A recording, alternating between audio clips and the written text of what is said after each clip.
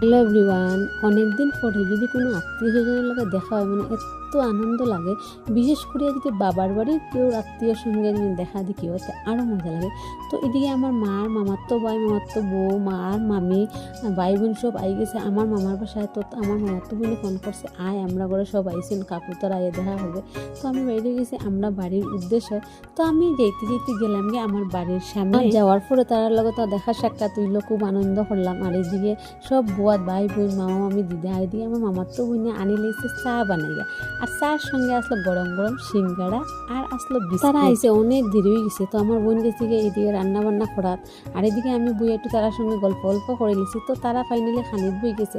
আর আমার মামার তো বোনের রান্না, মামার তো বোনের ভাইয়ের বউয়ে মিলিয়ে রান্না বান্না করছে। পরে এদিকে পরিবেশন করলো। তারপরে আমি যাওয়ার পরে একটা নিমন্ত্রণও পাই দিছি, মানে এখানে আমরা লাগাবাসের মামিয়ে বিপত্তারিণীর ব্রত করছি। আমি কিন্তু বাড়ির থেকে শুনছিলাম যে মামিয়ে বিপদনাশিনী পূজা করা, কিন্তু আমার মনটা খুবই খারাপ, মানে যাইতে পারমু কিনা না। মানুষের যেখানে ঠাকুরের চাইন এখানে যাওয়া যায়, মানে মার ডাক আসলো আমি যেতাম। তো গিয়ে এদিকে প্রসাদ খাইলাম, আর এদিকে সব দিদা মামিরা মিলিয়ে গল্প টল্প, এখন তারা একটু কীর্তন করিলেই বা